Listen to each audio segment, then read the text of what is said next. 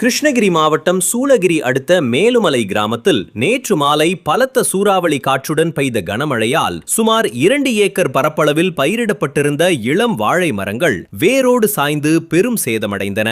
சூளகிரி மற்றும் அதன் சுற்றுவட்டார பகுதிகளில் நேற்று மாலை திடீரென வானிலை மாற்றமடைந்து சுமார் 2 மணி நேரத்திற்கும் மேலாக சூறாவளி காற்றுடன் கனமழை கொட்டி தீர்த்தது. இந்த இயற்கை சீற்றத்தினால் மேலுமலை கிராமத்தைச் சேர்ந்த மாற்றுத்திறனாளி விவசாயி அன்பரசன் என்பவரது தோட்டத்தில் பயிரிடப்பட்டிருந்த 1800 ஏலக்கி வகையான வாழை மரங்களில் சுமார் 1200 மரங்கள் முறிந்து விழுந்தன. அறுவடைக்கு தயாராக இருந்த நிலையில் ஏற்பட்ட இந்த சேதத்தை கண்டு விவசாயி மற்றும் அவரது குடும்பத்தினர் மிகுந்த கவலை அடைந்துள்ளனர். இது குறித்து பாதிக்கப்பட்ட விவசாயி அன்பரசன் கூறுகையில், கடந்த 8 மாதங்களாக கண்ணும் கருத்துமாக வளர்த்த வாழை மரங்கள் ஒரே இரவில் அழிந்துவிட்டன.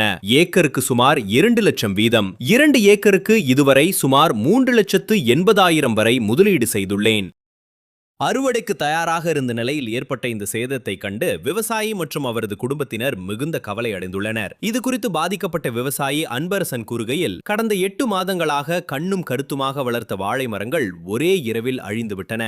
ஏக்கருக்கு சுமார் 2 லட்சம் வீதம், 2 ஏக்கருக்கு இதுவரை சுமார் 3,80,000 வரை முதலீடு செய்துள்ளேன். தற்போது 1200க்கும் மேற்பட்ட மரங்கள் நாசமாகிவிட்டதால் வாழ்வாதாரம் கேள்விக்குறியாகியுள்ளது என அந்த விவசாயி கண்ணீருடன் தெரிவித்தார். அவங்க பேர் சொல்லுங்கண்ணா. என் பேர் அன்பரசன்.